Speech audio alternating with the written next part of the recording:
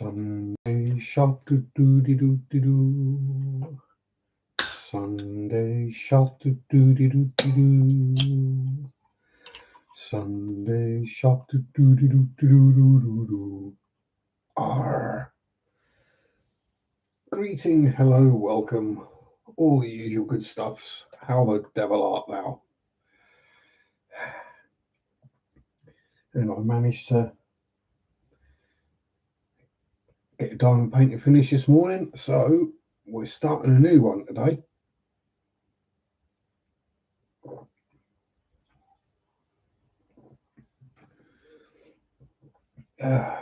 Yeah, so I just needed a quick swig of drink before progressing. So we'll see how I go about starting one of these up. If anyone turns up, you never know, they might do. Get Anvil out of the way, maybe the camera won't focus on Anvil. Yeah, probably not.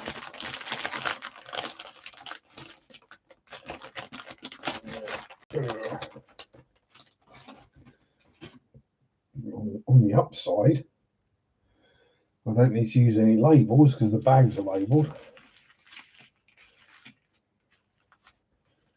Where we going? 1 to 8 are numbered.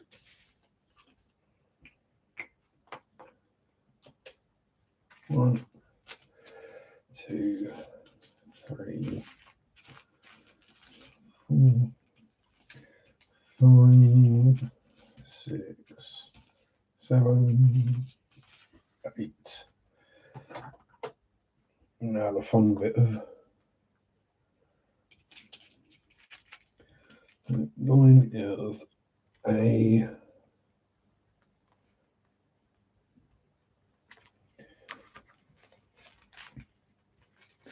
little camera. Maybe focus on something that's not quite so close.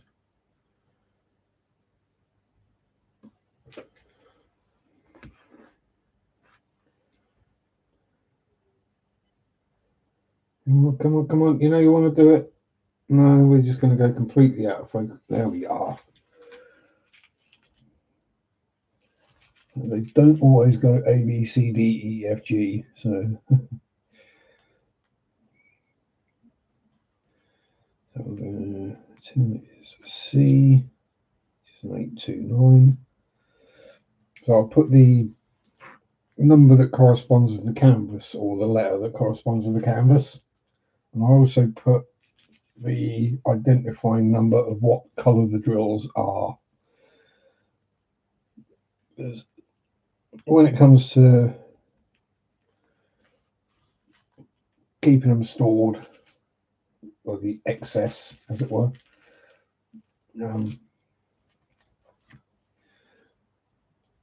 it's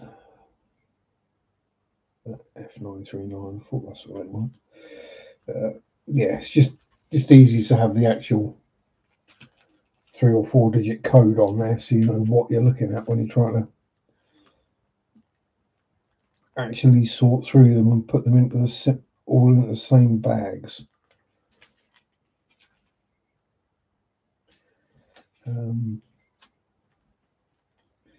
And this is one from my most recent haul. If you saw that video, you'll know I did the can you guess which one is the real person and which image isn't AI generated? This is the one that wasn't AI generated.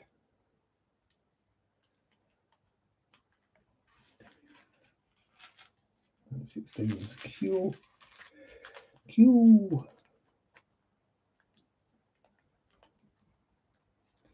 3770. We had a person. Now we no longer have a person.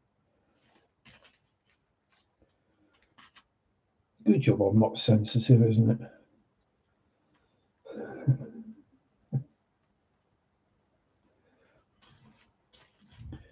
Eighteen is S 3864.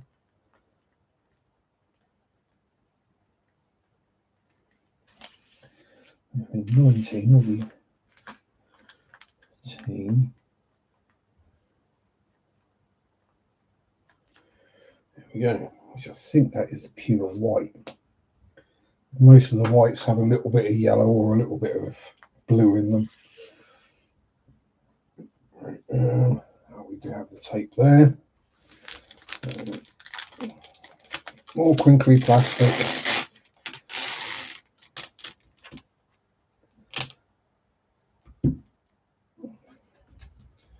And the masking tape across the bottom of the image. That way up. It's actually straight that way ish.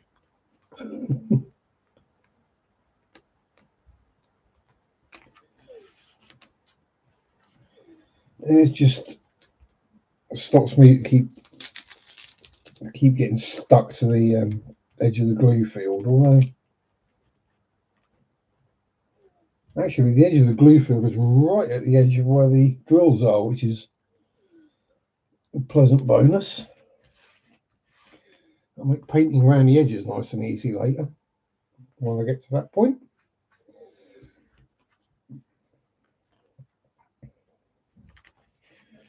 Shove it right back.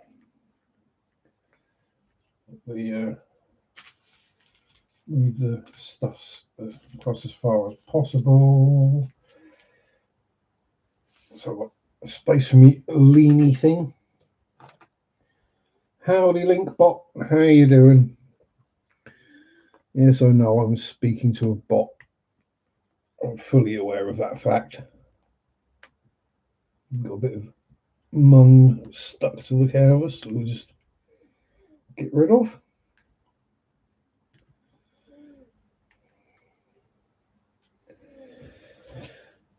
And we'll pick a colour to start with. Looks like there's quite a few H's over this corner, so we'll start there.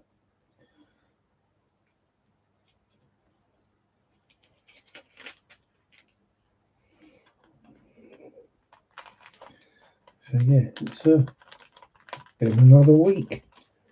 They soon fly by, these weeks. It's really quite alarming just how quick time goes as you get older.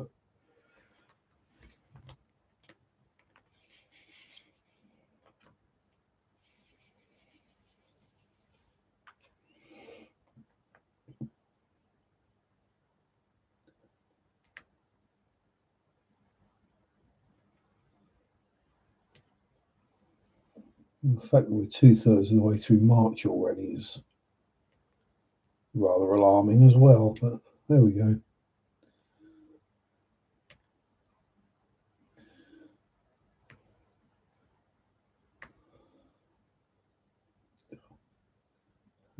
So yes, what have we been up to this week? Again, not a huge amount. Well, actually, I say that I spent quite a lot of time up here. So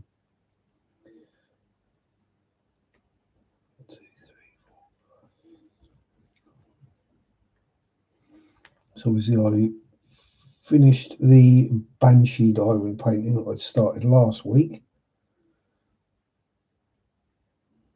Finished that Wednesday morning, I think. Well, finished it, got it painted and framed. I haven't got around to hanging it up yet, but we'll get there eventually. And I started on another diamond. Actually, I didn't. No, I built the Not Lego Raven on the Thursday. Filmed a video on that and uploaded it. Then Thursday night, I started up on another diamond painting. This one, a pretty simple one in rounds of Lauren Phillips. Don't Google that.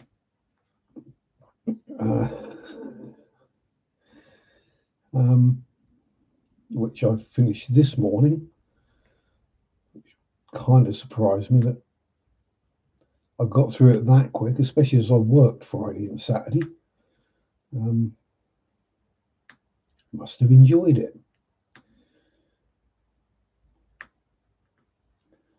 And then this evening I'm starting this one of Raveness.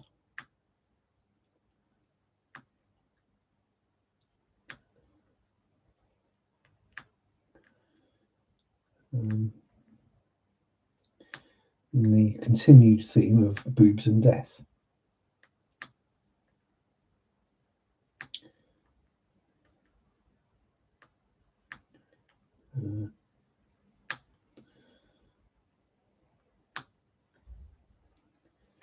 Obviously, then we heard about Chuck Norris evolving.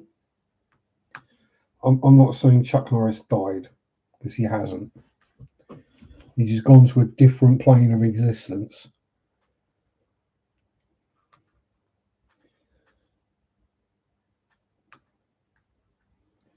Obviously, he's Chuck Norris.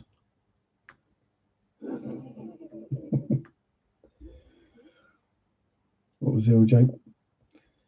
Chuck Norris doesn't do push-ups. He presses the rest of the world down. Was the joke, I believe. And all the various others on that, in that vein.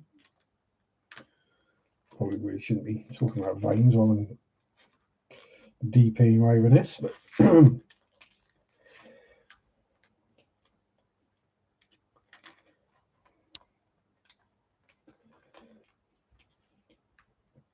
yeah. So it's been a good week all in all. Work has been fine. Nothing too cray.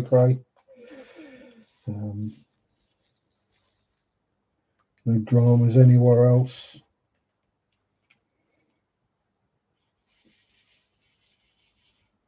Well, I have noticed an alarming trend.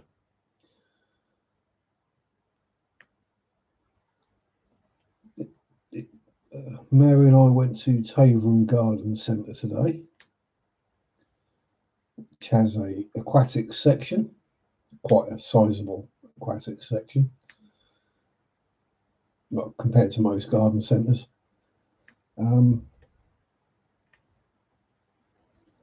I mean, they might have been waiting for delivery because the stocks were fairly low in general.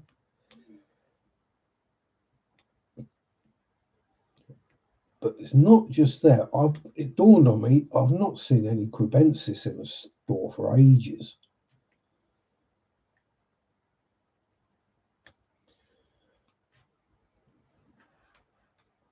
And I love me some cribs.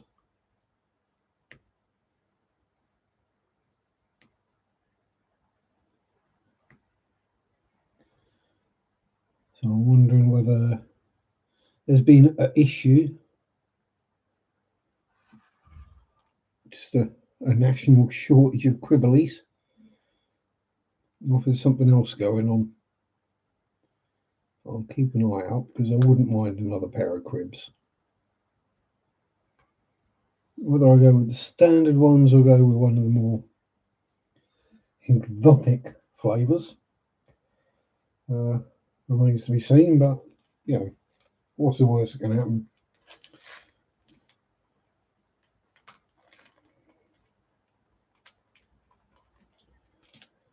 There's plenty of teas, so we'll get rid of some of them. Cool deal, we are dead today. Is it because the clocks haven't changed yet here, or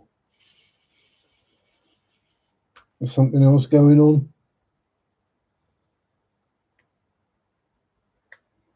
Or is it because we've finally got decent weather in the UK, and I'm sure there have been many barbecues been had?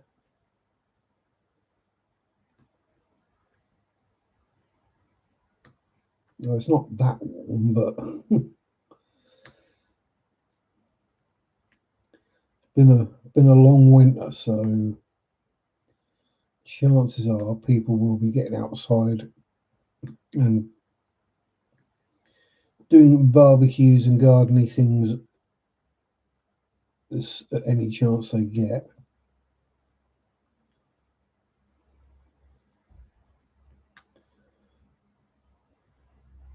Just weirdos like me that have got everything weeded already.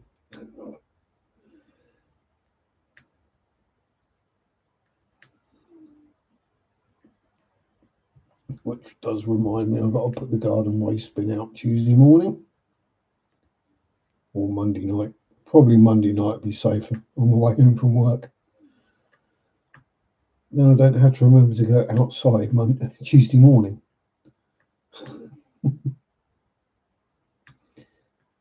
What else has gone on?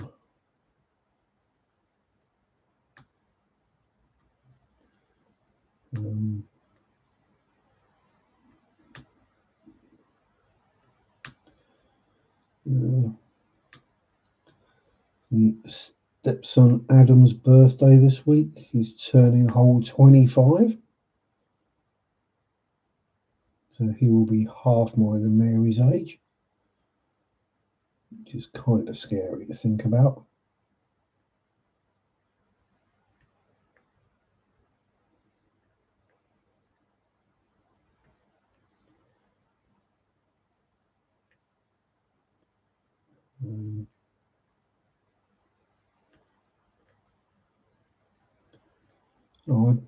I did get molested in the supermarket the other day.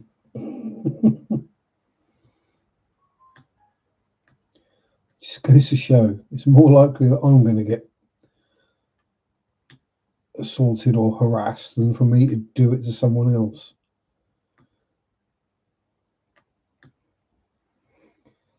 Here you go, pumpkin. How you doing? Tonight it's an adult actress by the name of Raveness. Yeah. Well, I finished the Banshee, then I did another one of another adult actress during the week, Lauren Phillips. Because I had that one a while, so I figured I'd do a new one, do an older one, do a new one, do an older one. If you didn't see, I built a not Lego Raven as well. Actually, I'm going to stick him in the background.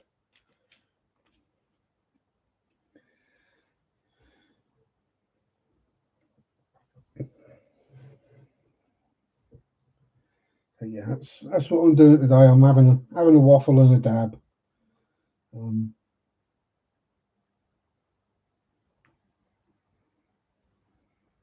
The Raven looked good. Yeah, I mean, considering it was nowhere near Lego prices because it's not Lego, hence I call it not Lego. It's a Temu special. I think I paid around about a £5 for it. Went together absolutely fine. The bricks all fitted properly. The instructions were really good. Yeah. Only downside to it didn't have a nice shiny box, to throw in the bin. And it wasn't exactly bagged up like a Lego one would be. So it wasn't like open bag one, use all the parts in bag one, open bag two, blah, blah, blah. It was open all the bags, pass them out on the bench into colours and shapes, and then just go from there, which isn't a problem. Well, it's not a problem with something like that, which has only got a few hundred pieces, but yeah, if it's something with 1,000 plus parts, it might get a bit awkward, but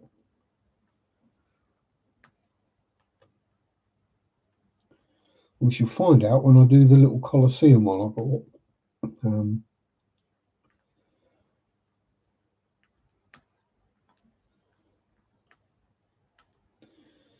I was tempted to go with like a tank or a half track or something like that, and I thought, why? I've got shelves of actual scale models of tanks and things behind me, so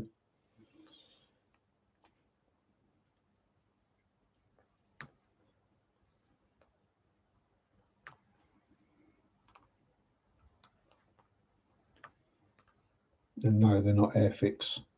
Before anyone says, is there actually any Airfix up on there at all now? Or have I finally expunged all the Airfix? Yeah, there's not a single red box up there. Thank God for that. There's a couple of Revels. Is there? No. One Revel, one Trumpeter, but the rest are all good makes. Ow. I'm going to saw the bloody edge of that off one of these days. There's a block of wood under the bench that sticks out. At times I crack my knee into it. Not that I'm clumsy or anything, but it's in just the wrong place.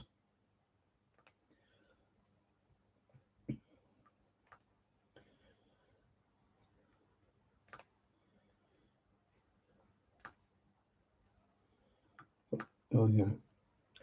I'd rather not go sawing things up this week. Yeah, I'll have worse. I've had worse.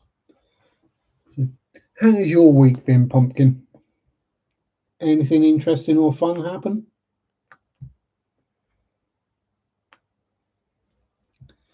Well said, Linkbot.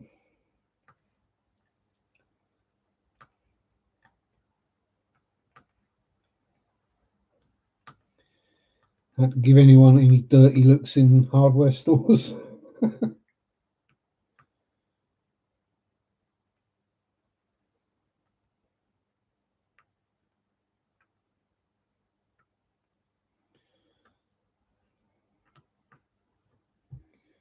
I was actually watching a video on somewhere from your home county. Yeah, a supernatural one. Yeah, that's a good week though, when not much happens, and you get to do the stuff you want to do. That's a good week. That's my kind of week, where things just go according to plan. Yeah, I was watching. Well, I watched a few videos actually on Clophill Church, the old one that seemingly had after it got abandoned, people started doing like animal sacrifices and various rituals in it,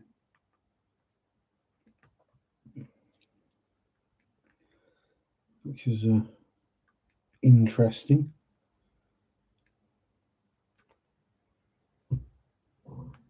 Oh, pardon me, I've got wind again. It's a problem with my work schedule at the moment. Because I'm working Saturdays, it means I get my chips on a Saturday, which means I have wind on a Sunday. Thought I'd say Clophill. Is that well known, is it? I was vaguely aware of it already, but I thought, yeah, video by a channel I watch called the Tape Library. Library. Speak English, Sharpe.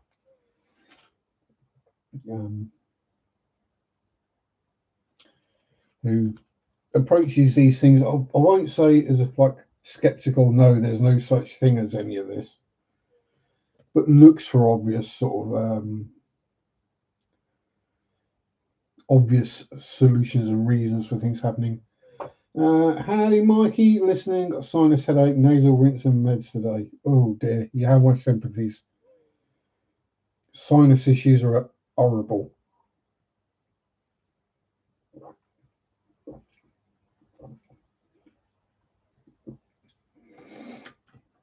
Fortunately, mine will be okay now till,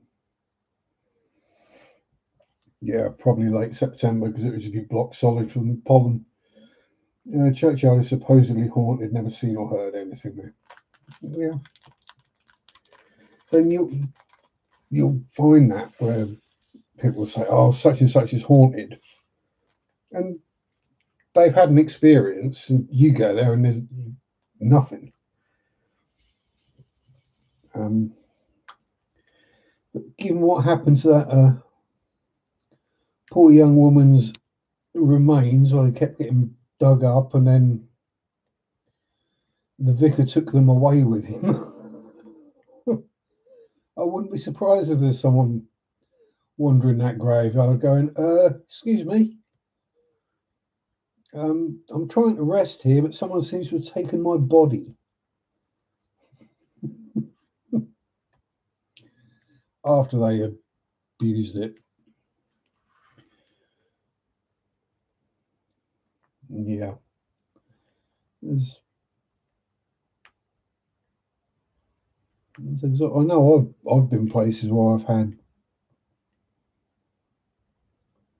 shall I say, strong impressions, interactions, experiences. Other people have gone there and gone, no, that's not haunted. I went there, I never felt any of that. I never saw any of that. But, well, if we could guarantee these things happening, if you knew this was going to happen, then we could scientifically test it. Yeah. So a lot of schools probably are.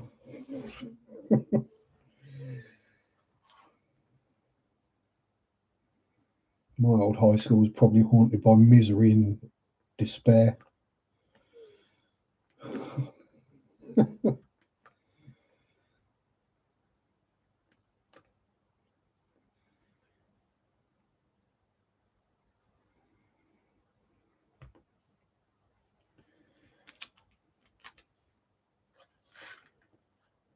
Yeah, my house is as well. So,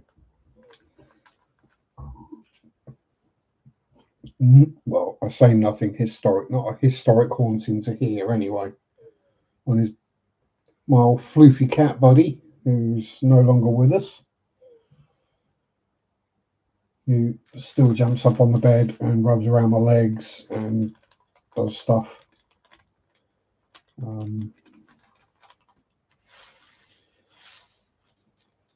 And then I've got one that did follow me home. Made over 100 years ago, jumped off the roof. I'm sure there's probably more than one mate jumped off the school's roof. But yeah, it's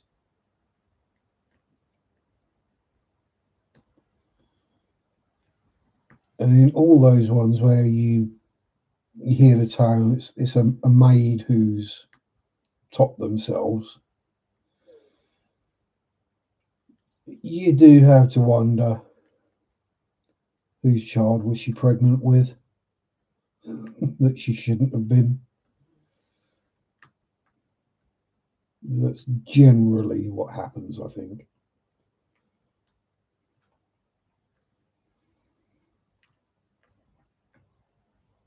It's one of the things I used to find a lot in the old convents when they got shut down. Ricky, how you doing? Long time no see. You still with the Spud Bunchers? He's grand. Good, good, good.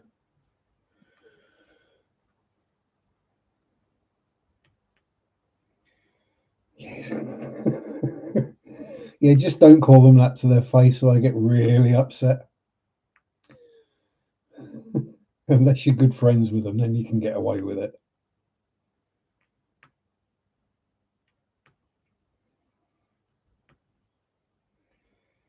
Going back home on Tuesday. Oh dear. You're definitely going to notice the temperature difference. I know it's warmed up a bit, but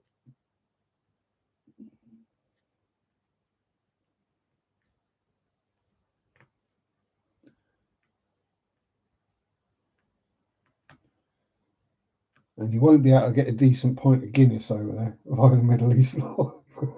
Don't want to blow up. Oh, yeah. Yeah, good point. Just keep your inner Tourette's under control. Don't shout bomb or Allahu Akbar.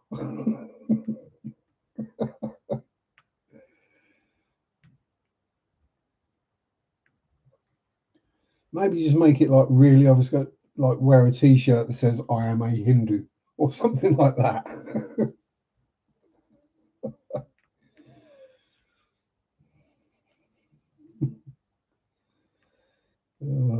Yeah. Mr. I deserve the Nobel Peace Prize, so I'm going to go and start a war because I didn't get my way. And I want to put up the price of oil, which is what that's all about, let's be honest. Yella! How you doing, Sammy boy? You spexy beast, you.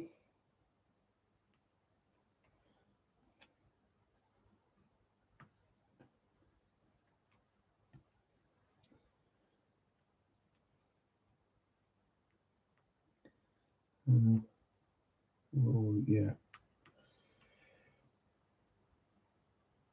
Yes, yes, yes, Linkbot. We all know this stuff already.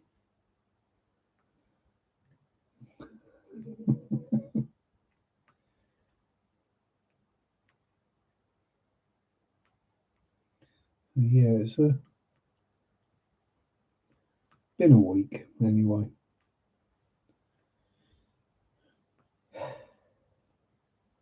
And then probably a rinse and repeat this week as well because I'm working the exact same shifts. So we shall see.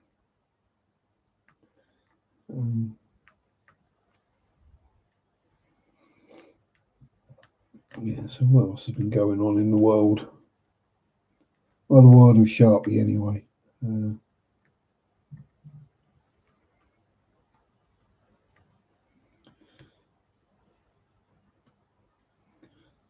Our ghost at work has been getting a bit rowdy. He's been throwing stock off the shelves at people again, turning lights on and off.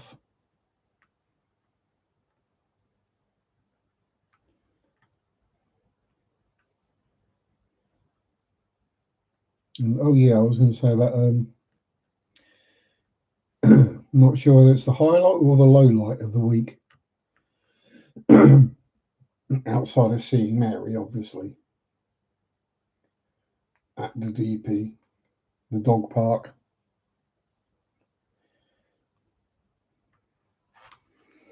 Yeah, so I got molested in Sainsbury's.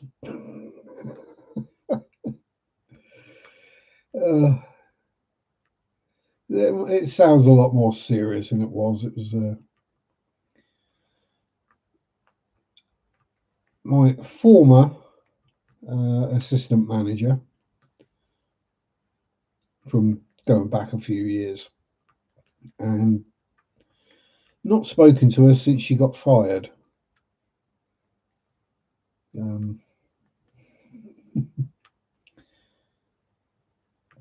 So she bumps into me in Sainsbury's. Like, oh, hello, darling. How are you? All right, babe. Just the way she normally speaks. Oh, how are you? Yeah, blah blah blah. Jack gives me a hug. I give her a hug back. Kisses me on the cheek. I'm like, oh, fair enough. I'm not going to return it because I'm sensible. As I turn to leave, she grabs my backside and gives it a squeeze. Oh, what? Where'd that come from?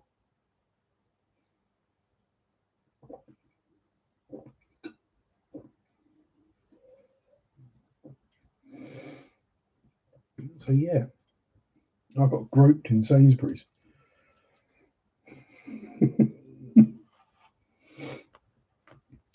I suppose technically I could, I don't know, call the police about it or something, but it's just not worth the hassle.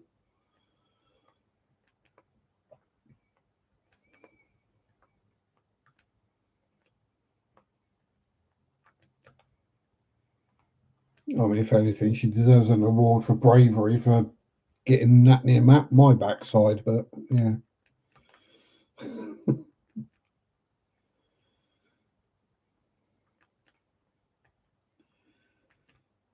yeah.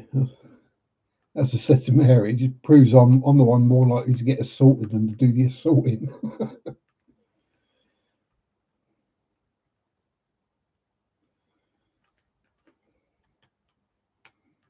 It does make you think, like, well, what if I'd have turned around and given her a butter squeeze as well? Guarantee that would have caused problems.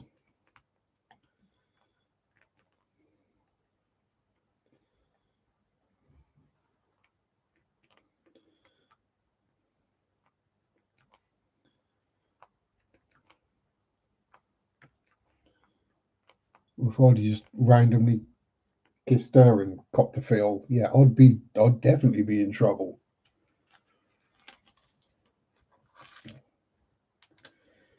But I'm a good boy and I wouldn't do these things. Yeah, right. Who am I kidding? Like pretty much all blokes, if I thought I could get away with it, I probably would. Ooh, pardon me.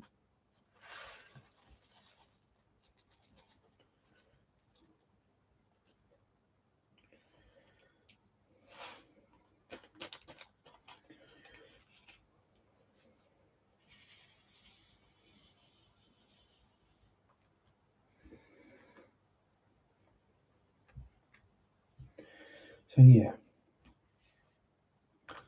probably the most exciting thing of the week.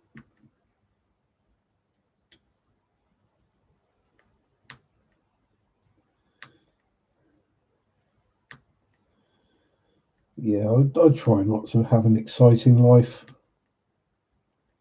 I don't like stress. I like calm, peace, and quiet, which is why I live in a tiny little town in the middle of nowhere. Well, it was a tiny little town. It's becoming a big town now, but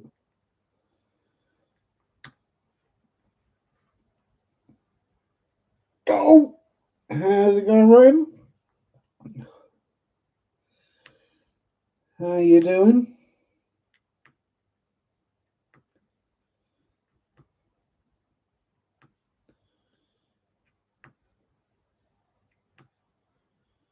Oh dear.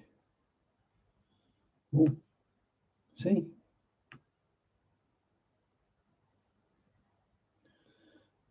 start talking about getting molested. I have a pretty lady here, and everyone comes out of the woodwork.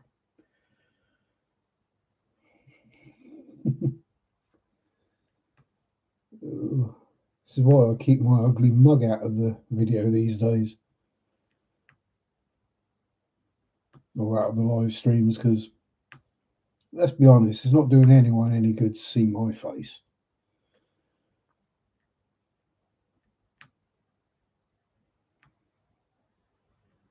Um, I've got a face for radio and a voice for silent movies, apparently. So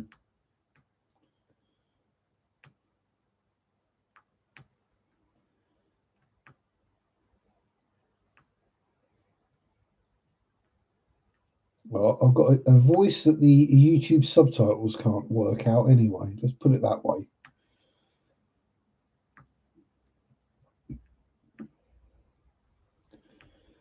And if I slip into prop and author,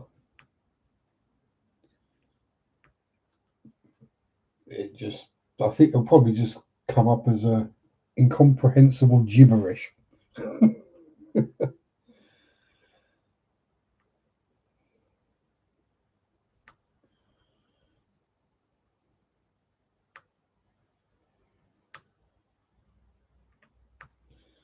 I don't think these days I can even switch back into my proper Hertfordshire accent, my old posh Hertfordshire accent. I think it's just sort of gone.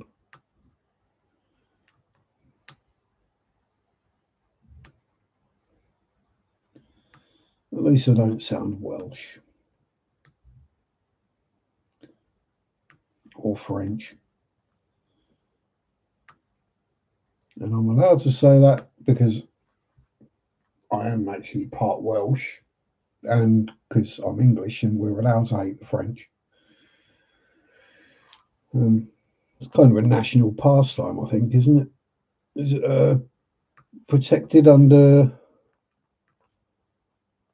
some act of parliament or other that you can't be accused of being nasty to the French because they deserve it?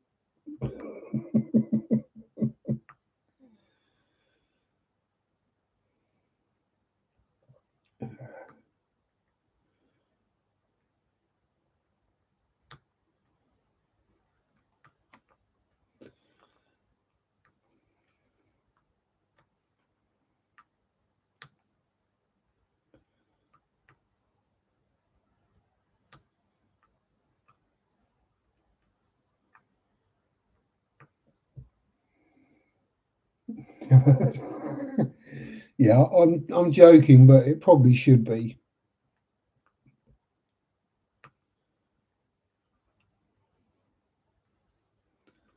Because the French aren't exactly fond of us. I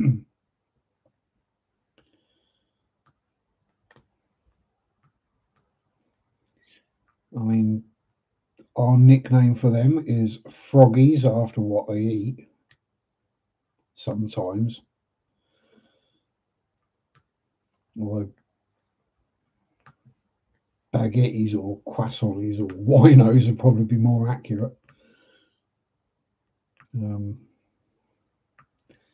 I can't say the other one that sprang to mind because YouTube, in one of its failings, is ooh, next one's getting the half sleeve tattoo coloured and shaded and extended. Ooh, that sounds very expensive. And yeah, yeah. So the YouTube having well, Google being an American company, it picks up what are American slur words. So for an Englishman talking about a escargot, which I do actually use in fish tanks, so they do have a use. The French can eat them and the shoal dwellers can live in them.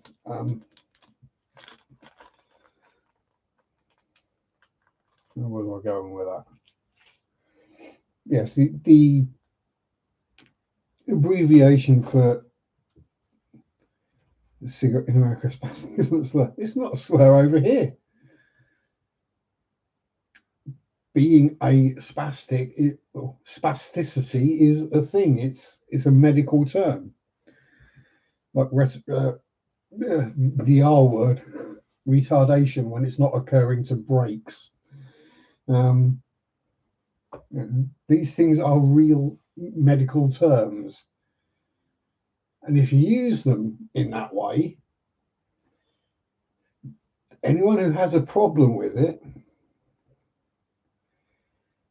they're the problem. Okay.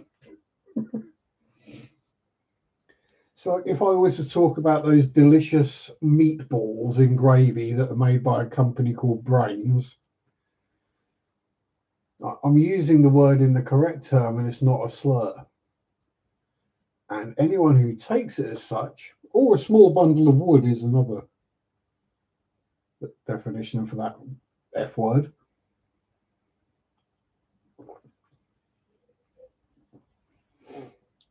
The F word that rhymes with maggots.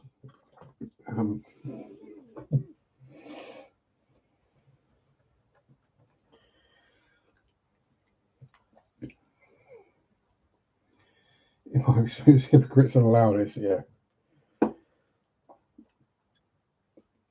It's always people getting offended on other people's behalf.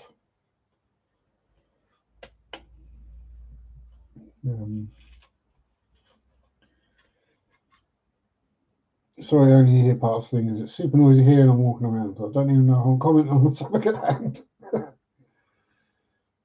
Had those with spuds for lunch today. Exactly.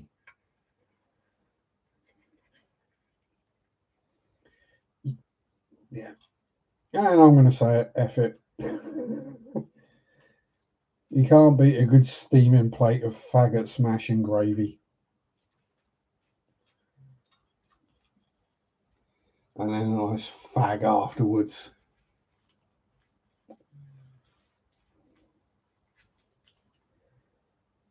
Now, I have not said a single desultory, offensive, whatever you want to call it, word there. Not in English.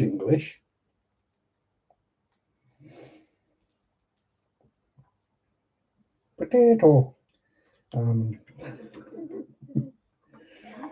Yeah, it's one of those. What was it? I said two countries separated by a common language. We can talk to each other. We understand each other perfectly fine. It's just some words are a problem.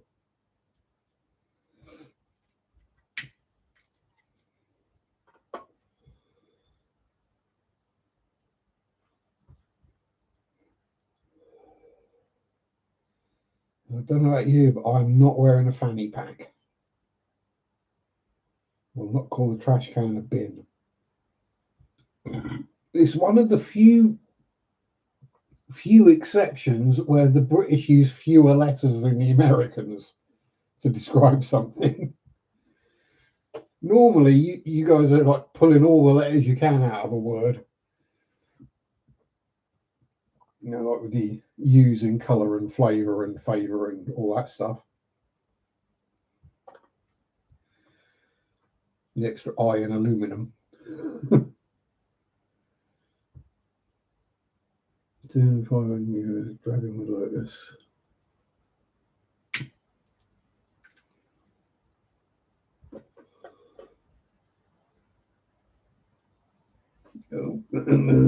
Second sleeve is going to be koi dragon with cherry blossoms.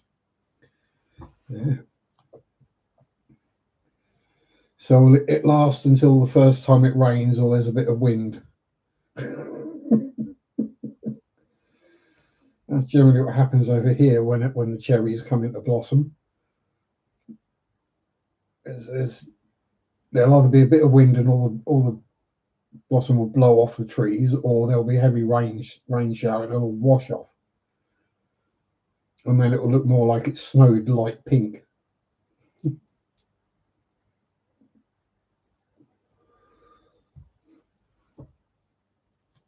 Oh yeah, actually, while I'm here, see if we can get her in shot. That's how the Banshee came out. I'll leave it there for a bit. Yeah, try not to look in what's reflected in the wall.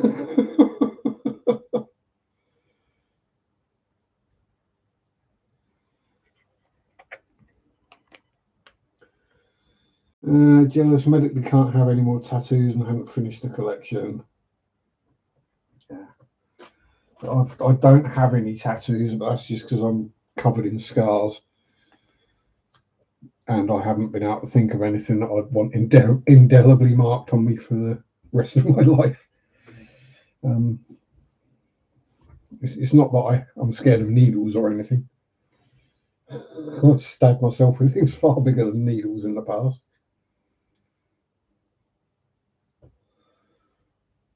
I mean, you can see from just my hand and forearm that I'm basically just a walking pile of scar tissue. Because that one, when I started Saturday, 4 or 5 days.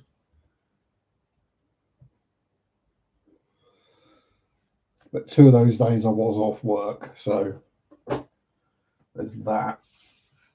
And the other one I did from Thursday evening to this morning.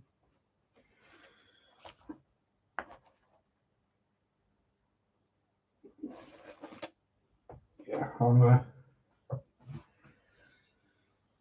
when I get into the sort of flow of it, I can plow through them fairly rapidly.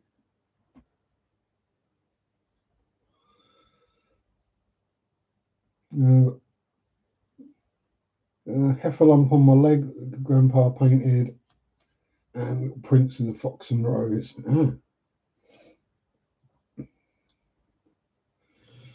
I just went down the piercings route when I was younger rather than the tattoos because it just seemed like the thing to do at the time, and it meant I set off all the metal detectors in shops whenever I walked in.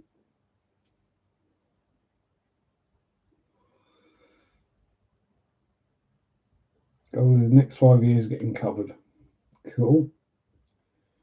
Not for me, perhaps, but each to their own. I'm not going to knock people for doing it. As I say, as long as you're not doing harm to anyone else. Yeah, I haven't got any piercings anymore. Over the years, I took them all out.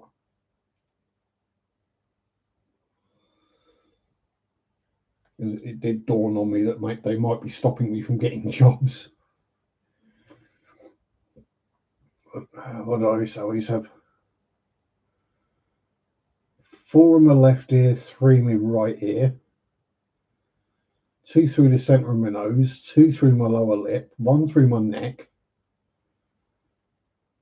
1 about halfway between my neck and my feet.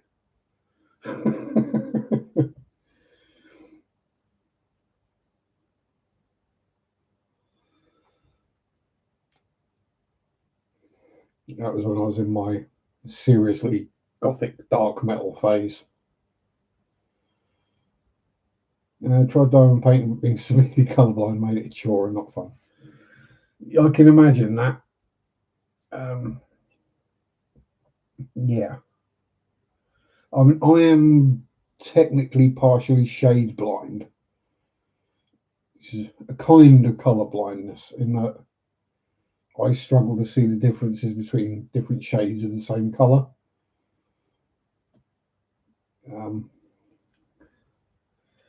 Which you'd think would make it much harder for me to paint figures and stuff, and it probably does, but I can still get away with it and manage it okay. What we got? We got anything of a sensible size? Yeah, so we got the turn on the other light if it's plugged in. Yeah. Got the get a bit closer, it might actually show up. Hex race on horseback, or on skeleton horse.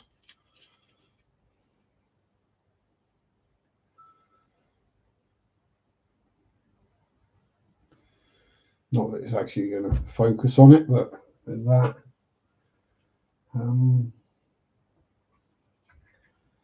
What else we got as well shaded? Model planes don't really show it off. So, now the blight crawler might, although that is very subtle.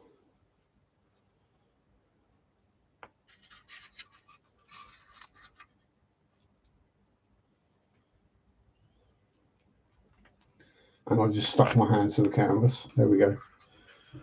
Yeah, so I can struggle with different shades. Hence why I've got so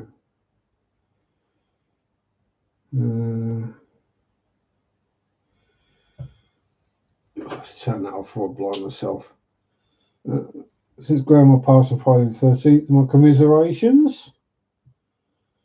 They changed tattoos. I currently have 8 piercings left from 14. Yeah. Brain bleed. Brain chooses the colour, not the actual colour. Black you can't screw. Oh, black is my favourite colour.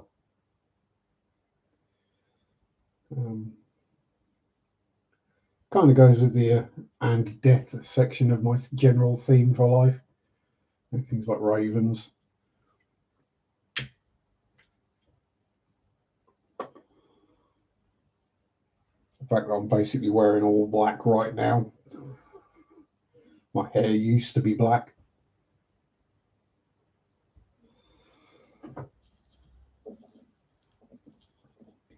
Is my hair going grey, or is it now light black rather than dark black? That is the question, to which we're not going to bother finding an answer. Yeah, so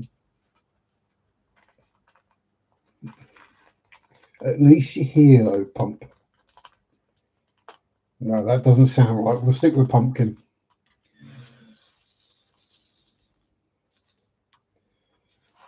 Even dye my hair black, naturally blonde. Oh, we're going all gothy, are we?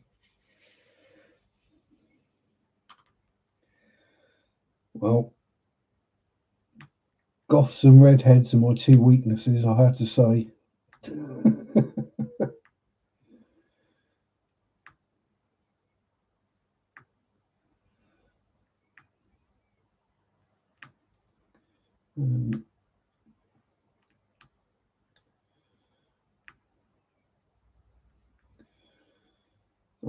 I've had my hair all sorts of colours over the years, but yeah, it's naturally black.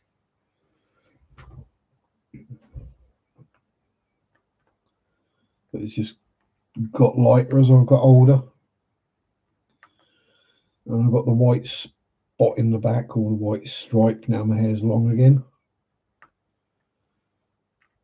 From the first time I managed to knock myself out.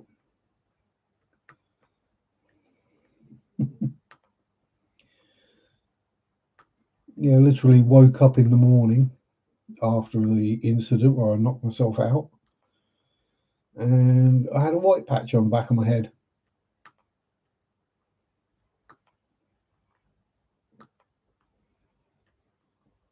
And a very red, black and blue patch in the front of my head, but that's another matter entirely. That's what happens when you don't look where you're going. If you're naturally blonde, your hair will take all sorts of colours a lot easier than mine will. So in the past, when I've gone like red or green or whatever other colours, dark blue, I didn't have to do anything. But yeah, for anything remotely bright, I'd have to bleach my hair first, because otherwise it just doesn't show up unless the light catches it just right. And when you're like me and you avoid light, it doesn't really work.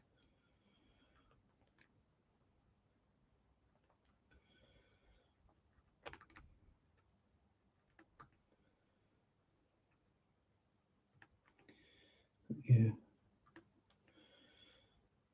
I'm just thankful that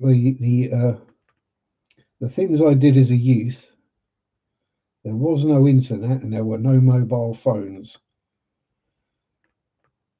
So there are very, very few pictures of it.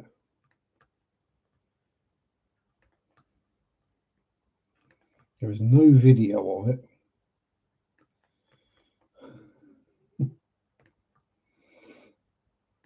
And actually, there's probably even few. The people I know that I still see sometimes that would remember me like it are probably count on one hand.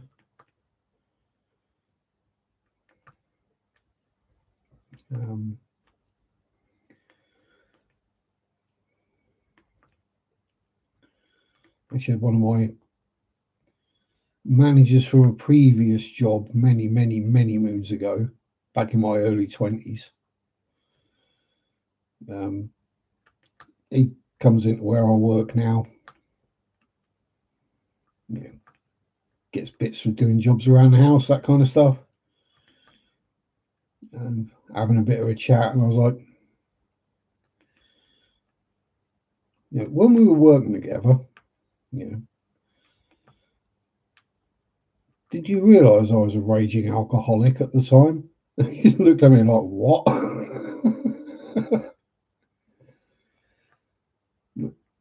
You didn't realise I was drunk every day when I was coming into work.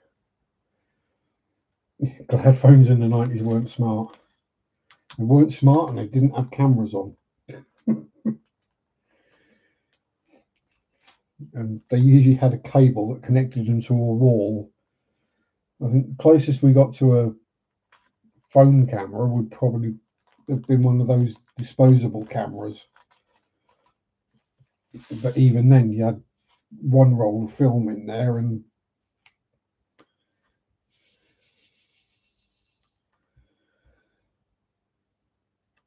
these days people snap pictures of anything and everything.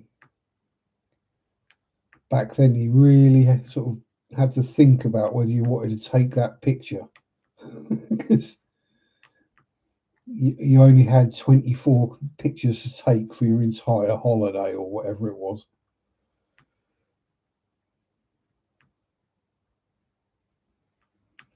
Then you had to pay to get them developed. And if you'd taken any pictures that the people at the brick mobile for medical reasons, and if you took any pictures that they didn't approve of, but they censored the pictures or refused to print them.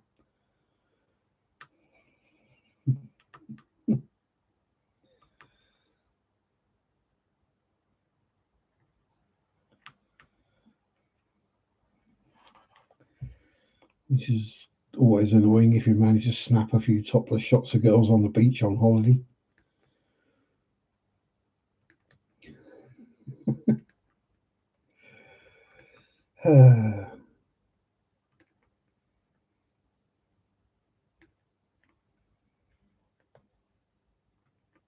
These days they probably wander around with their Google glasses on or whatever, which is a GoPro strapped to their chest filming them all. Which actually doesn't sound a bad idea.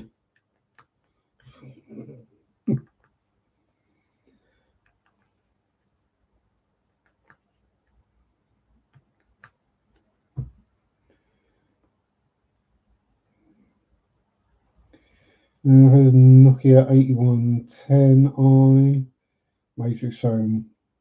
Yep. Yep. I bet if you still had it, you pulled it out of the drawer and plugged it in to charge. If you could find a cable that would fit it, it'd still work absolutely fine. It wouldn't need an update. It wouldn't be trying to run an OS that is no longer supported.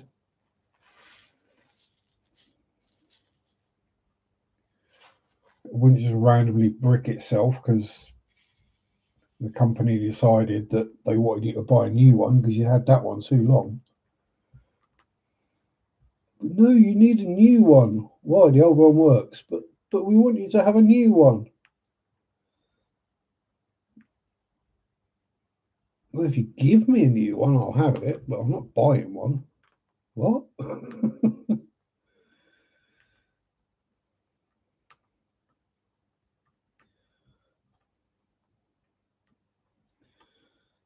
Apparently, it's already started happening with cars. They're doing like subscription services for things like the heated seats or whatever.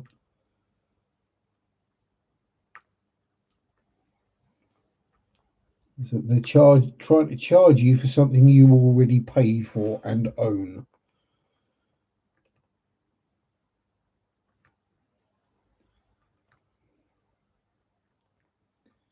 No. That is very, very dodgy on legal grounds, I'm sure.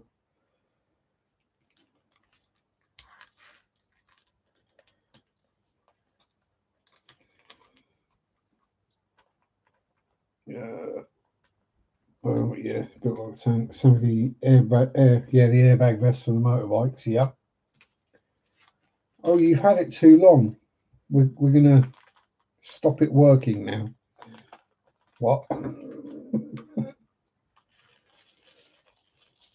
You need to buy another one, despite the fact there's nothing wrong with the one you've already got.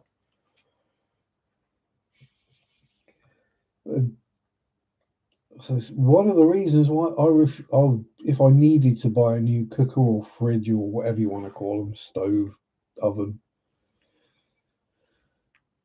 I would absolutely point blank refuse to have a smart one, because you just know there'll be nothing wrong with the oven at all. That'll work perfectly fine, but they'll decide that you've had it too long, and they'll change whatever operating system or something, and they'll just completely brick it.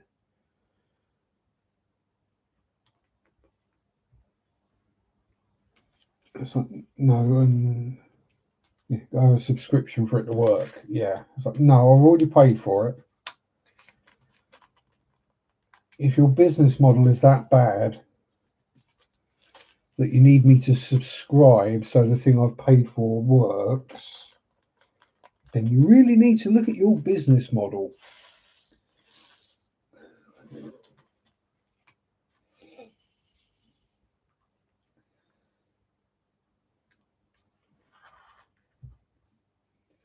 It's like that, like the argument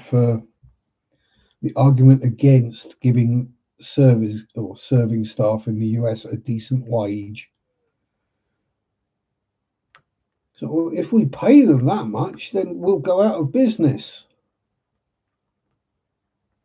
In that case, you're doing something wrong because the rest of the world manages it.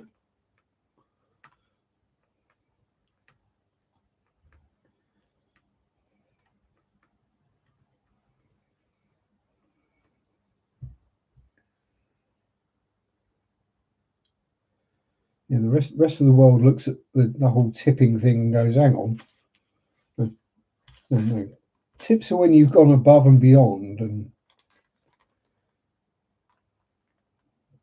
been absolutely amazing, not just because you've done your job." That's what you get paid for.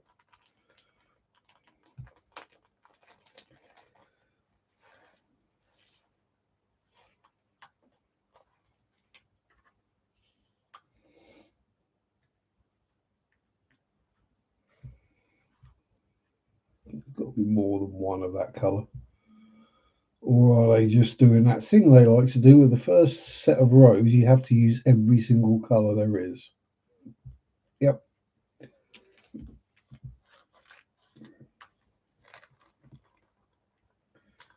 There we go. I'll see waffle about today. But yeah. Why would you need a smart oven? I kind of get, because then you can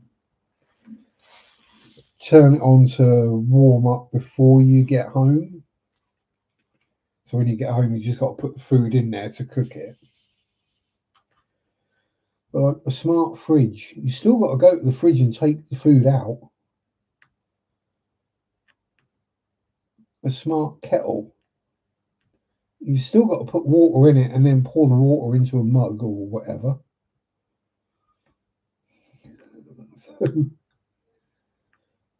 So being able to turn it on from your phone on the couch is kind of pointless.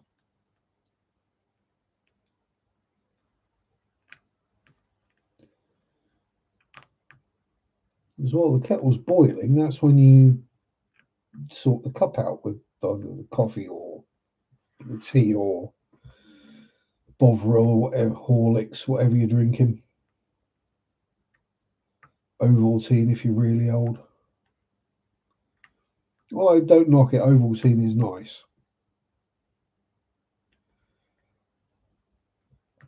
Especially for before bed on a cold day.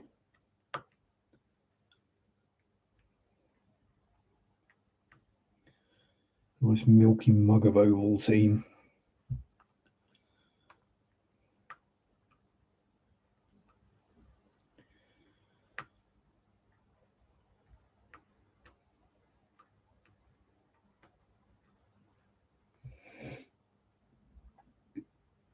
Dad's got a smart washing machine. Neither of us can work it out. Exactly. I mean, what's it going to do? You've still got to put the clothes in it and take them out. You've still got to put the detergent in it. So, what does it do? Send you a text when it's finished? I mean, the general gist and the way most people notice that the washing machine is finished is it goes quiet.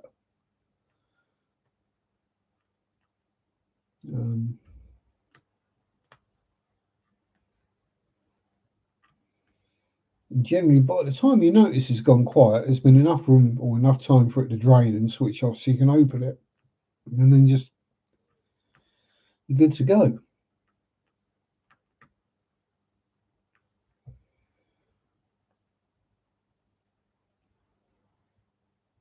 What's making a nice camping vacation with those gas prices? I can't. You don't have to go that far. Smart plug for the electric blankets on, warm the bed up from the cupboard. So, yeah, that one does kind of make sense. Especially someone who's not got full mobility. My Samsung washing machine does self-dosing with the detergent. Pick the proper program. Well, the proper program is non-color fast cottons, whatever you're washing, at 30 degrees, because then nothing will shrink because it gets too hot. And as for dosing the detergent, we just use the tablets from the UK or the little gel pouch thingies. Just chuck one of them in there with the clothes. Job done.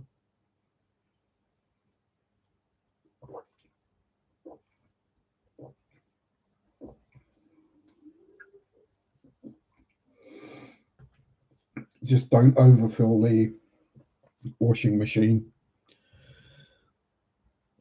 because if you overfill it a bit, then what happens is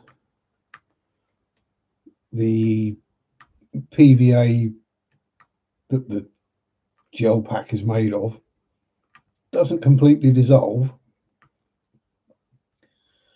and you take your clothes out, and because they're wet you don't notice it, but when they dry out it looks like you sneezed on yourself.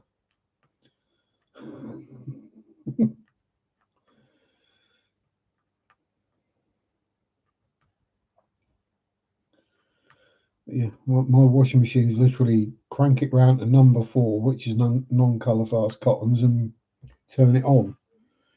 That's as complicated as that gets. And when it stops, I just hang things up to dry, because I haven't got a washing line in the garden at the moment.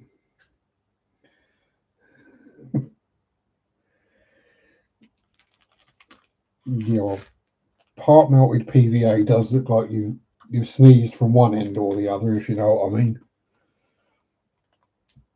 It's kind of a whitish, stringy substance. It's probably best you don't advertise to people that you've got it all over your t-shirt in a big knotty patch.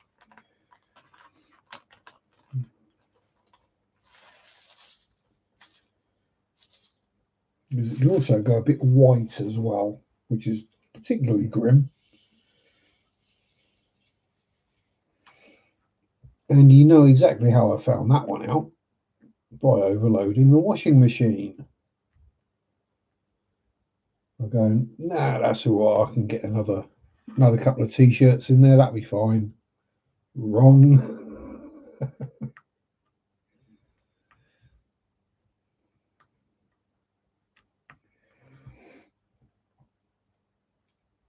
Yeah, that's probably the biggest benefit is the energy saving. I remember my grandmother having a twin tub washing machine. She didn't like the single tub. She had to have her twin tubs. Massive, great thing. It had to be dragged out from under the kitchen counter.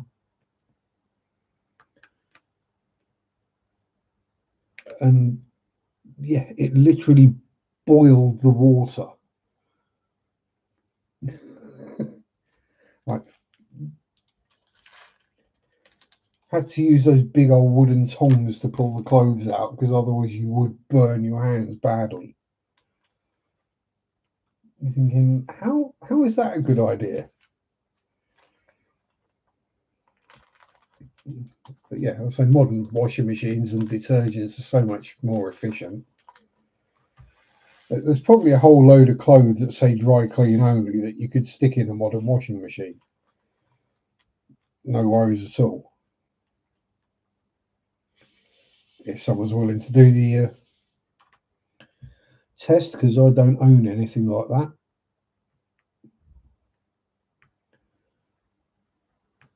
Except for maybe I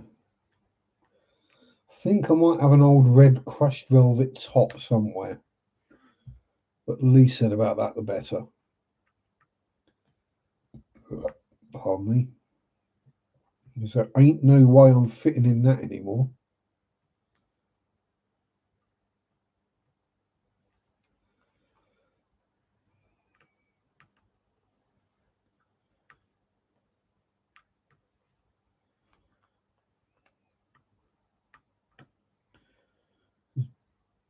Back in the days when I was skinny.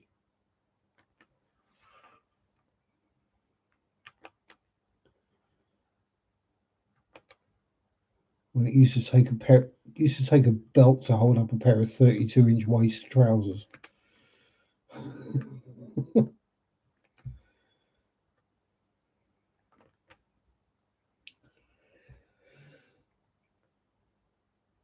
Curtains are dry clean only and they go in the washing machine.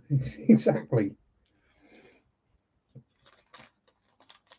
Yeah, as long as you put on a gentle wash and you don't use anything harsh in there or boil it. Well, dry cleaning isn't dry. That's the thing that most people seem to QN. Oh, where's that R gone?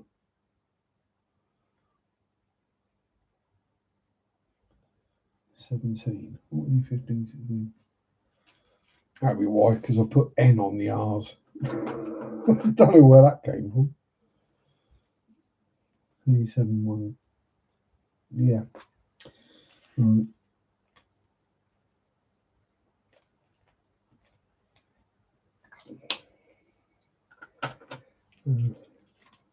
Yeah, so dry cleaning just yeah, walking doggos and getting on the bike will reduce the waistline. Might not reduce the weight. That's what I found. I was cycling, 200 miles a month easily, and I didn't lose any weight. I lost plenty of belly. I just yeah, I was slimmer, but I wasn't any lighter. I just turned it all to leg muscle. I did notice that my shorts and stuff was getting a bit tight around the thighs. Socks around the calves were getting a bit extra snug.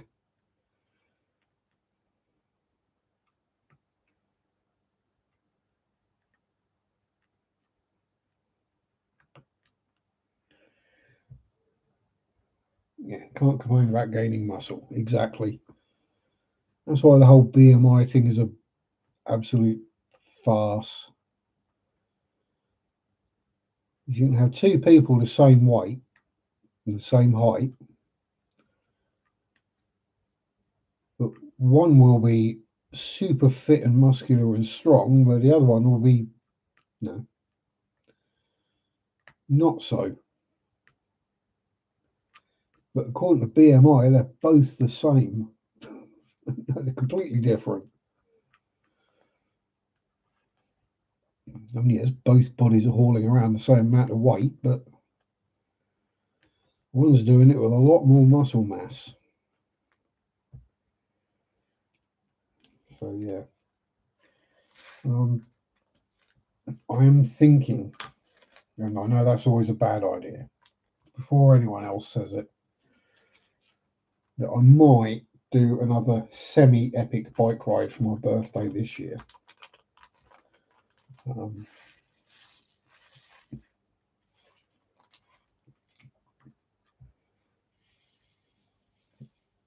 I'm thinking a two-dayer again. Not as silly as the 100+ miles for the Pedder's Way that I did, because that was just ridiculous. So talking probably around about 80 mile over 2 days, and do basically the entire southern border of Norfolk, which, if you're not familiar with UK geography, don't worry about it. It's one of the longer ones in the country. Yeah, doing that in 2 days, and then back home. So basically, Great Yarmouth to Thetford, following the River Waveney all the way. But following the River Waveney until the Waveney runs out and the Ouse starts. Yes, we have a river called Ouse. We have two of them. We have the Little Ouse and the Great Ouse, and they both sound like medical complaints.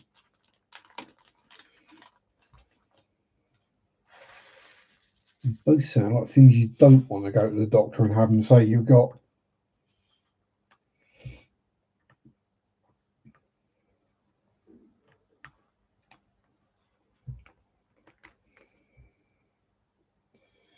Yeah, so it would start off at the coast at Great Yarmouth.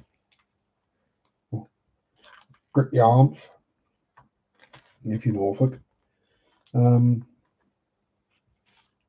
So follow the border all the way down through Bungay, which isn't pronounced Bungay, Beccles, Bungay, Harleston, this across to Thetford, except I'd probably stop short of Thetford because it's basically twinned with Beirut.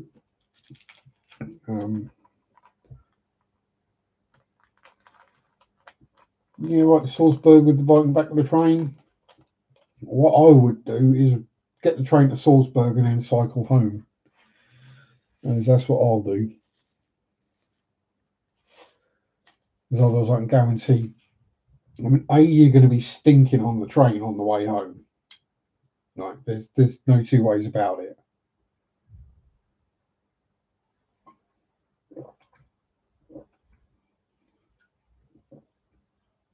Especially if you had to wild camp like I will.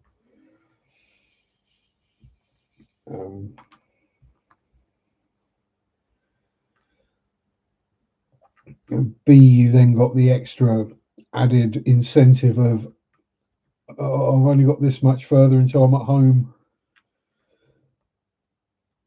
And you see all the various signposts that read the distance is getting lower and lower and lower. Which is what happened when I did the Boudica Way.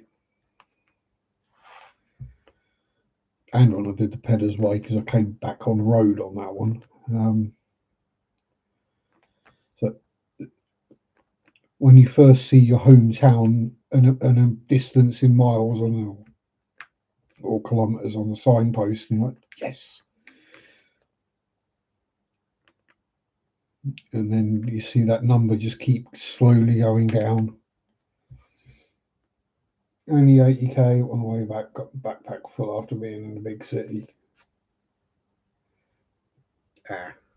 Yeah, that might make more sense if you're going there and buying a bunch of stuff. You see, when I get back after a bike ride, I'm carrying less than I started with.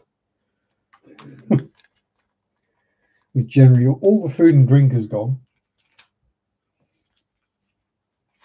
All the rubbish, trash has been got rid of. The backy tin will be slightly lighter. Not that makes a difference.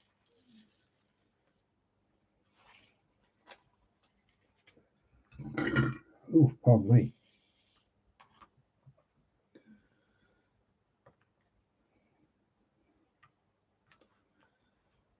Go on, get in there.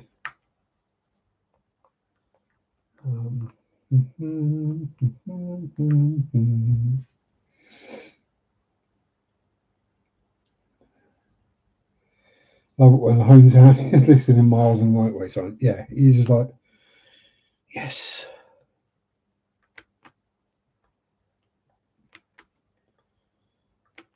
Although the problem with being on a bike is you can't necessarily take the shortest route. And also being in Norfolk, I mean, you could be 3-4 miles from home, but you know, as the crow flies, but there's literally no road. So you end up doing another 10 miles just to get back there.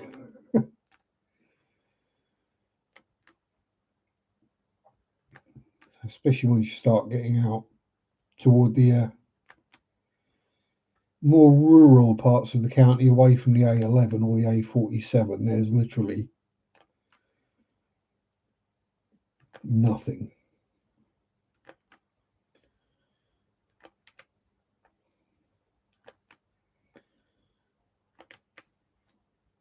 So when I did my wild camp on the Peddars Way, I was literally what 10 meters away from the edge of the road, but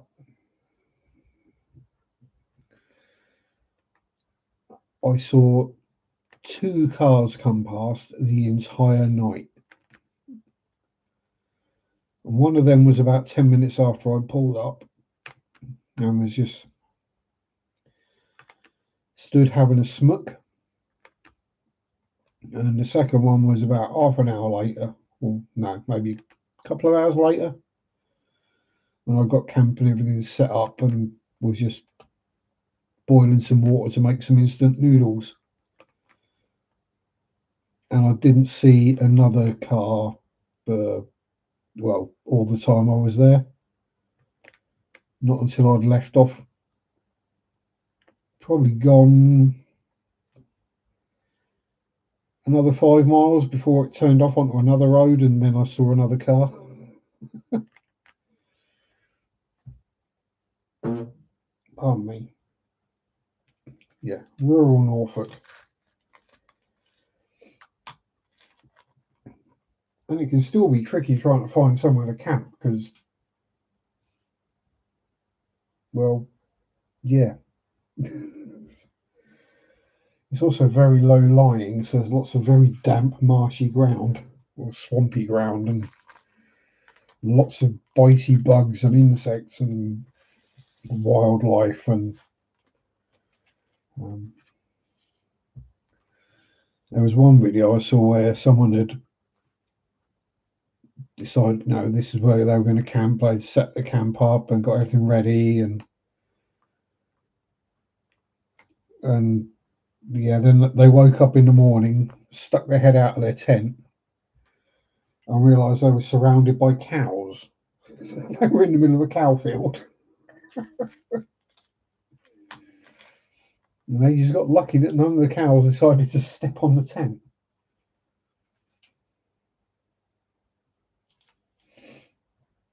Well, around here, it'd be more likely to be a pig farm. And pigs wouldn't just stop and look and wonder what's going on. They would just stick their head through the tent and see, or try eating it. Actually, that's the cow thing to do, isn't it? Or the pig thing to do is to try and eat the tent.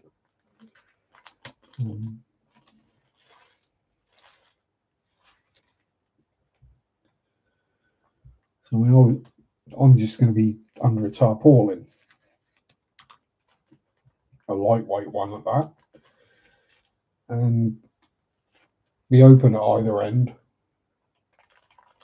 And yeah, when I did the Pedder's Way, yeah, I hardly got any sleep because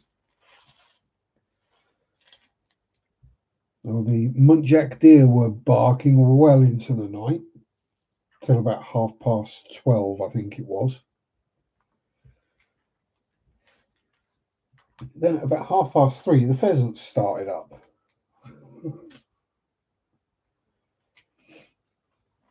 So I think after cycling like 70 miles, I got about 2 hours sleep. And then pretty much had another 40 miles to cycle home.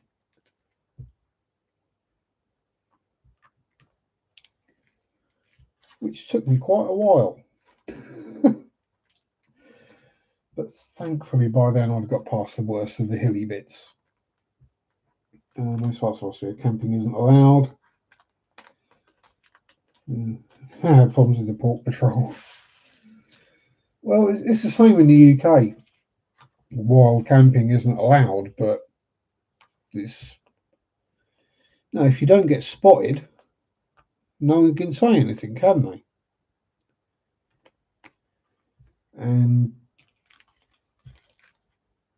if you don't leave any mess or evidence behind that you were there, again, no one's going to know.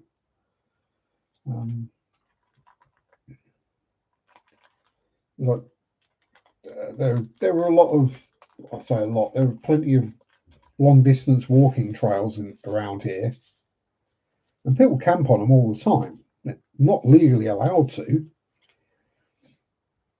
and the landowners of the land know that it happens, but as long as they're not causing trouble, they're not destroying anything or making a mess or cutting down trees, having big fires, and that, it's not a problem. I say it's those few that ruin it for the rest of us. We the group of young lads who have gone out of the woods to camp because it's cool. But in reality, what they've done is they've gone out there to get absolutely hammered on drink and drugs and cause all sorts of carnage and think it doesn't matter.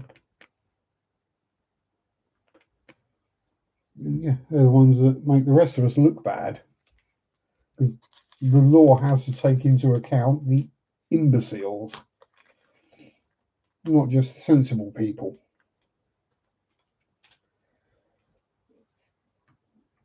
Because you can't word the law of like, well, it's okay to camp as long as you don't make a mess or cut any trees down or have a big fire or blah blah blah. Because then people will be going, well, I didn't this, that, but then you get all the excuses, and the law has to be black and white. You can't have grey areas because otherwise lawyers just exploit them.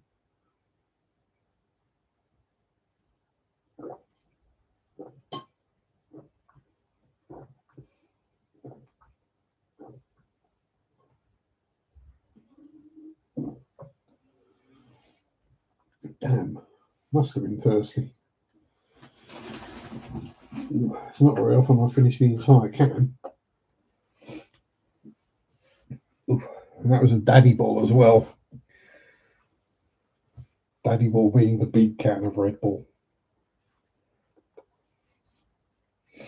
Never mind, I'll wash that down with some Coke later. Yeah, it's. I think Dartmoor, Wales, and Scotland, you can still wild camp. But yeah, in England, it's been made illegal. But I don't think I've ever heard of or seen anyone actually be prosecuted. Not anyone sensible, anyway. I think about the only thing they could really prosecute you for would be trespass, but it's as simple as if the landowner turns up and they ask you to move, you apologise and you move.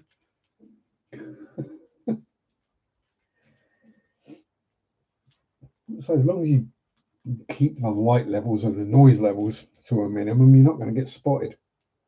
Yeah, the most famous drink from Austria.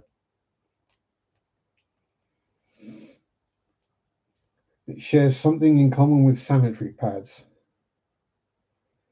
They both give you wings.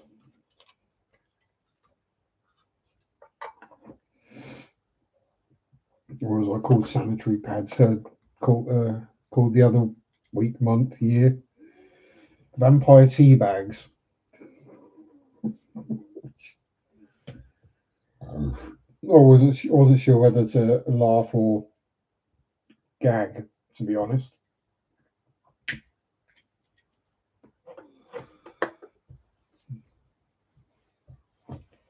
Oh, I've probably drunk worse. Yeah, I've definitely drunk worse. Yeah, some of the things I've drunk on nights out in the past, definitely worse.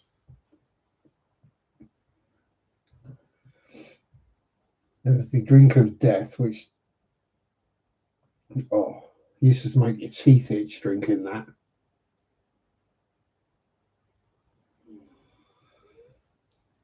And this was back in the day when booze was a lot cheaper.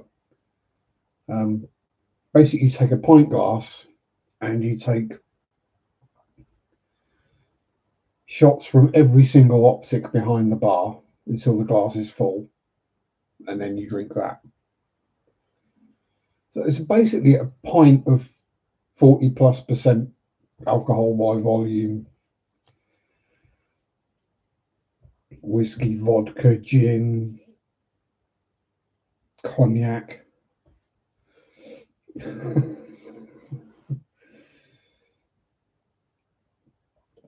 absinthe, all sorts in there. Tastes absolutely vile. It was even worse coming up afterwards, but yeah, it's not good. But I used to do it fairly regularly and then walk home. And some days I even woke up at home in bed.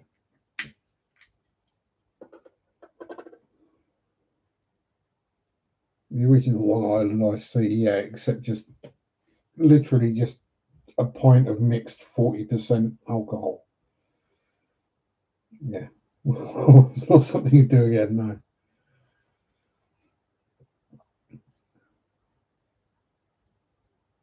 I mean, it's worse than a snake bite, and that was nasty. Or snake bite and black. Oh.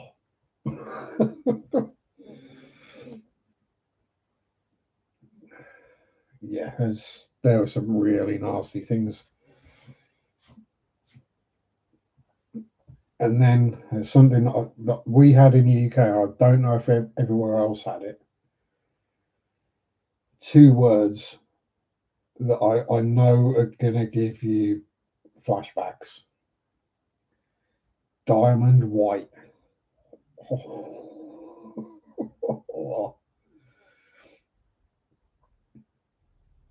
Yeah, that was the problem with snake bite and black. It tasted nice. So you could drink pints and pints of it.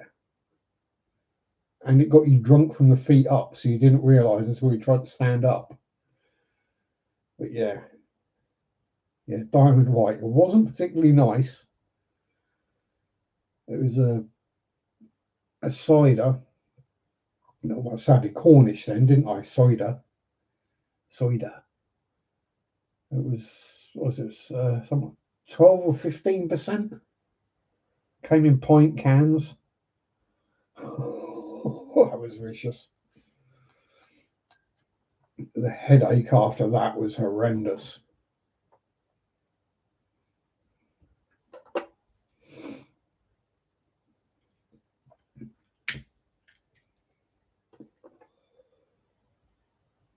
Yeah, cider hangovers are the worst hangovers by a long way.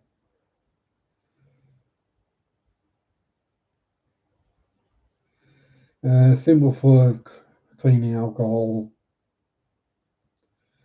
This one soft drink. Yeah, that's going to be.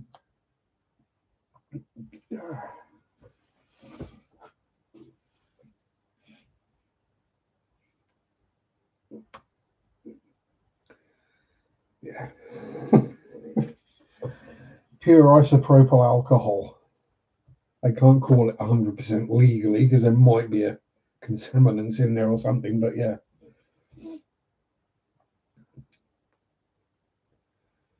And no, I'm not that dumb.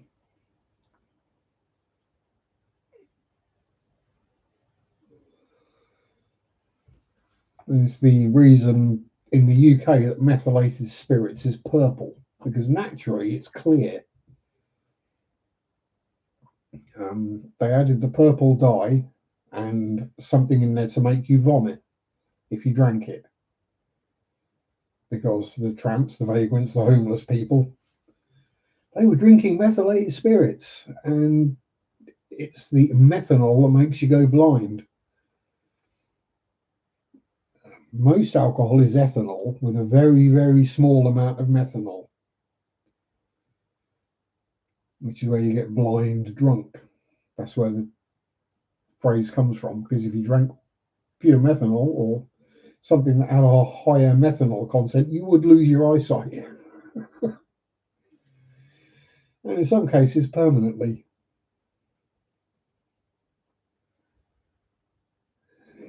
Yeah, exactly, because it smells sweet, doesn't it? Apparently, I've not got a sense of smell, but yeah, apparently it smells sweet. And I have tasted it, it does taste sweet.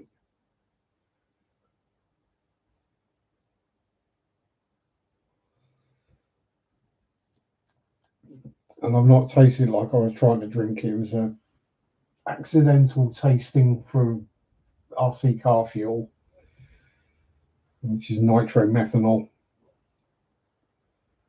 which is what, 60, yeah, about 60% methanol, 30% nitro, 10% oil, or castor oil, or synthetic oil. The one I had was synthetic oil, thankfully, because we all know what happens if you drink a little bit of castor oil. It comes straight out the other end at high velocity with everything else that's inside you.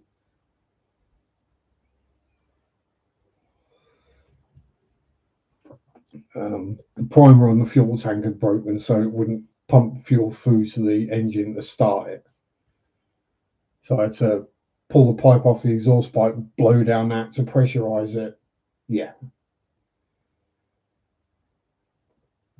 To blow fuel through to the carburetor.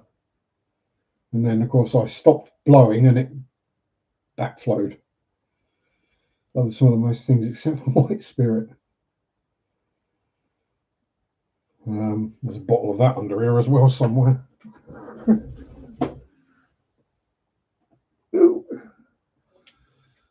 White spirit.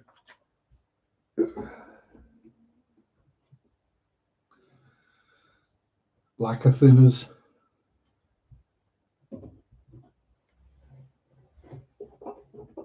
Ooh. And the really, really nasty one, cellulose thinners.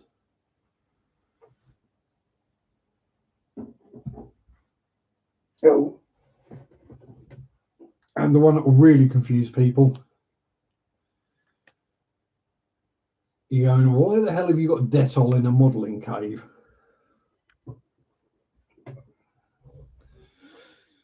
Well, there's a good reason for that one. I have no idea how someone found this out. But when you get parts for a model kit and they're plated chrome, so they're all shiny in chrome, like let's say the wheels for a car or the bumpers, and you want to strip the chrome off, Dettol strips the chrome off but doesn't damage the plastic underneath.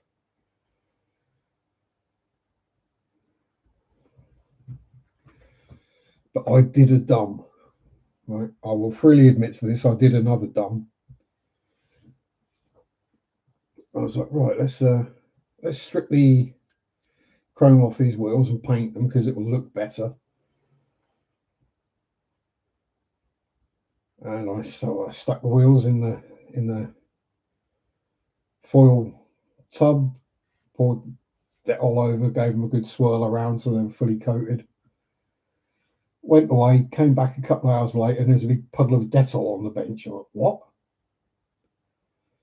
Well, the thing that you're dissolving it or taking off the plastic is aluminium plating.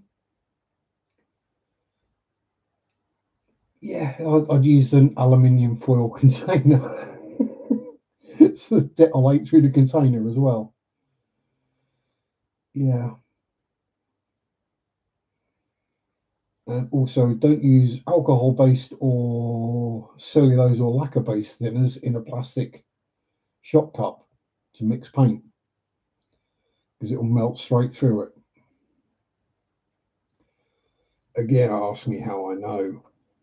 Oh, hang on, any really nasty chemicals? That is actually probably the nastiest thing I've got up here. You can't actually buy it anymore, I don't think.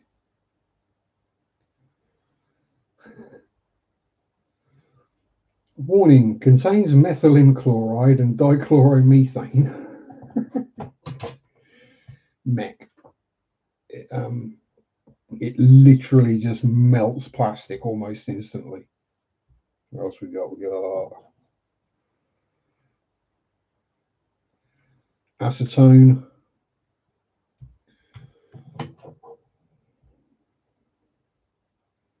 I've got all sorts of wonderful, nasty chemicals up here.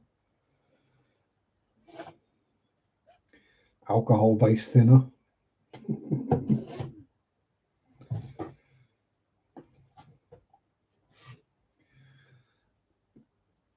Yeah, there's a reason that one's dyed blue. Yeah, more alcohol-based thinner. Yeah, I've got all of the nasties up here. There's probably some nitro RC fuel as well somewhere. And brake cleaner. Yeah. I mean, it is basically a combination of a miniaturized B&Q and a chemist shop in this room.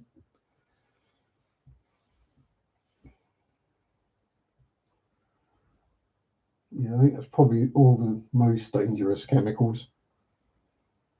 Oh no, I've got something else nasty as well. Where'd it go? There it is.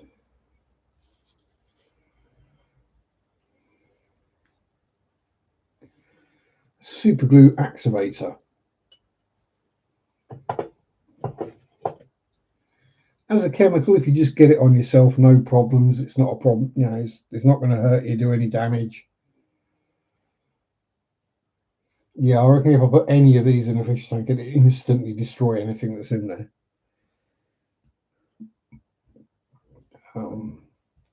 But if you cut yourself and you decide to use super glue to seal the cut,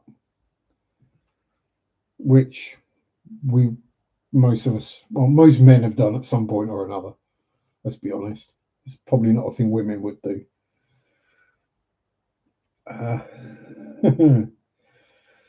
Yeah, super glue. You know, it was invented. Originally invented to plug up cuts in Vietnam or bullet wounds or whatever, along with tampons. But if you use the activator on it, it creates a thermic reaction. So it sets the super glue instantly, yes, but it gets very, very, very hot when it does it. So what you end up with is a cut that is glued shut with third-degree burns under the glue. Yeah, quick and easy, but don't show it to the doctors. Yeah, doctors tend to get upset when you turn up and you've got super glue all over yourself because you glued yourself back together. Like, well, it wouldn't stop bleeding, doc, so I think it probably needs a couple of stitches. And they're like, what did you do? Glued myself back together.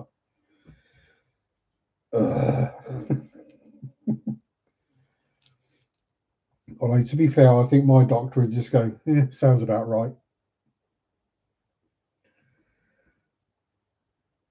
let's be fair, the last couple of times I actually went to see my doctor, well, we go, hello, Mr. Sharpe, how are you? Blah, blah, blah. Why do they always ask how you are? Because if everything was well, you wouldn't be seeing the doctor, would you? But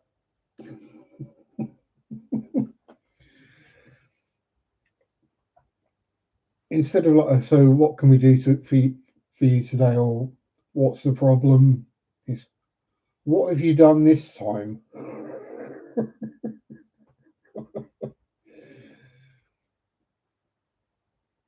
Don't get white spirit and think, oh yeah, white spirit, that won't help it heal because of the oil in it.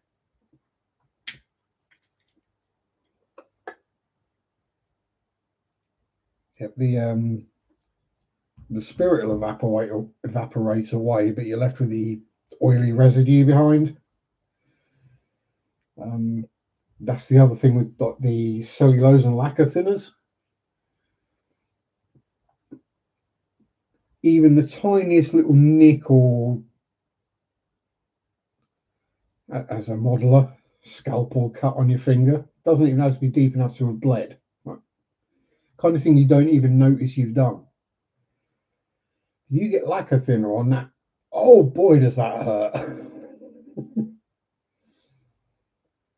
People think the antiseptic swabs or whatever, they sting. Oh, they don't know, they're nothing compared to the lacquer thinner.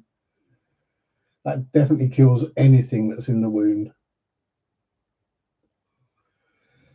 Probably why it works. It actually kills off all the cells as well.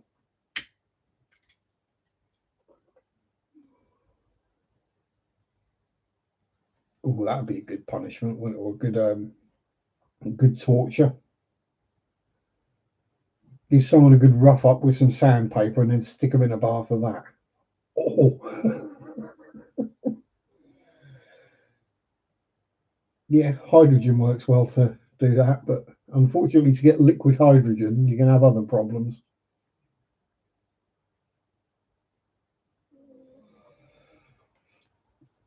And probably not a good idea for me to have hydrogen around either. People say, well, why don't you have gas in your house? Why are you just electric? It'd be more efficient. I'm like, I have no sense of smell, so I can't smell the gas leaks.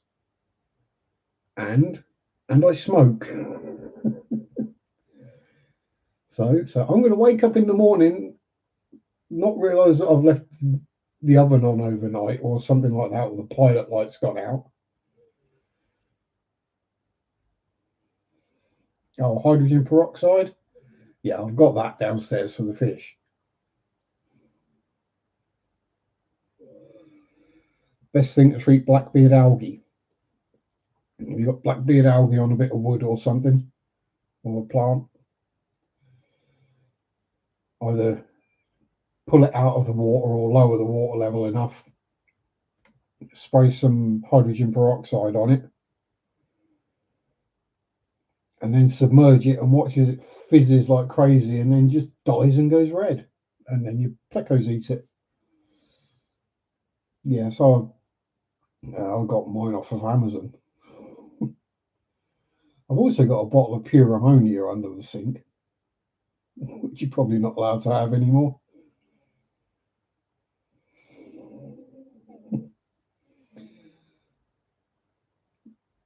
Yeah, it's not fixing the problem. Yeah, exactly. Is it excess phosphates, isn't it, for that cause blackbeard algae? Is that the one?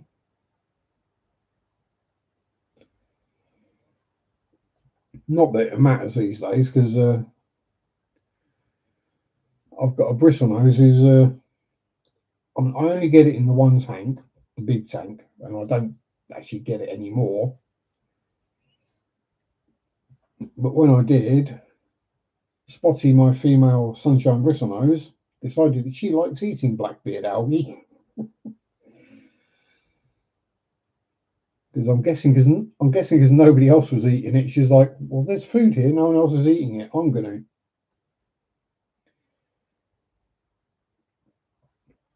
So yeah, regularly see her with strings of blackbeard algae.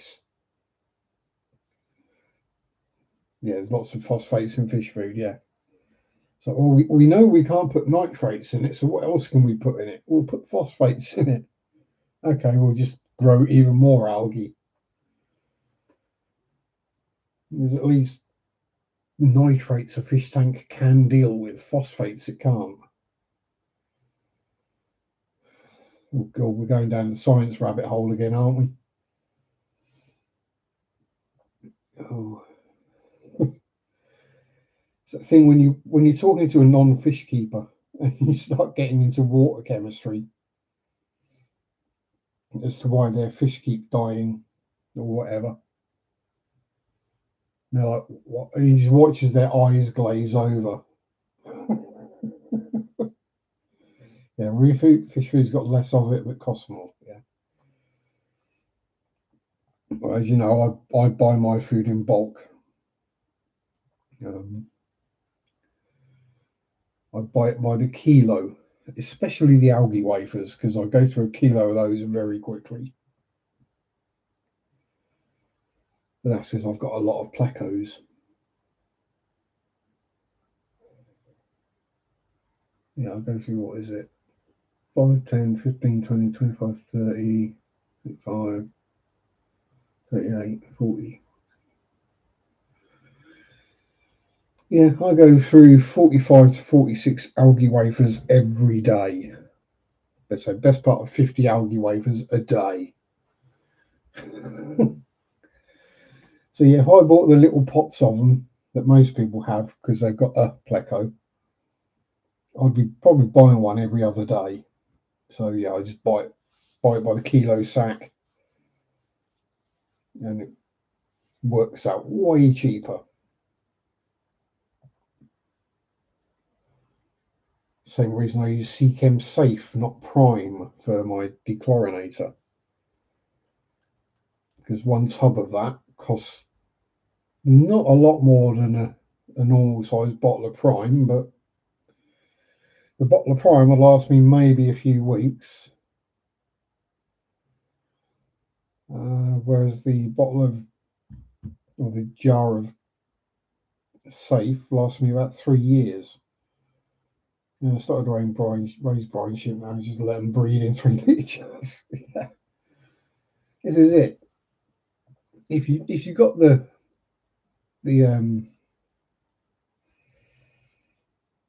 water parameters correct for them, and you leave them and you just keep feeding them, then they will grow up and they will breed. Then you can stop buying the eggs every bloody week. Oh, pardon me. Oh, I'm going to have to stop having chips on a Saturday. I think I've only got another 2 more Saturdays before I start getting a couple off again. But anyway, somehow that 2 hours have flown by real fast. I only got 1 row done. I normally get 2 rows done. Done a lot of nattering today. So thank you everyone for having a natter and a chat. That's what makes the world go round. We didn't even get onto anything too dark, disturbing, or offensive or upsetting. So well done everyone, including me. But yeah. And then just saltwater placement or something. Yes, fertilizer, yeah. Easy enough. Anyway, thank you very much for watching. Stay safe. Have a good week. Peace out. Rock on. Bye bye. Sunday shop do do do do do. Sunday shop do do do do do. Sunday shop do do do do do do do. Mondays suck to do do do do. Mondays suck to do do do do. Mondays suck to do do do do do do do.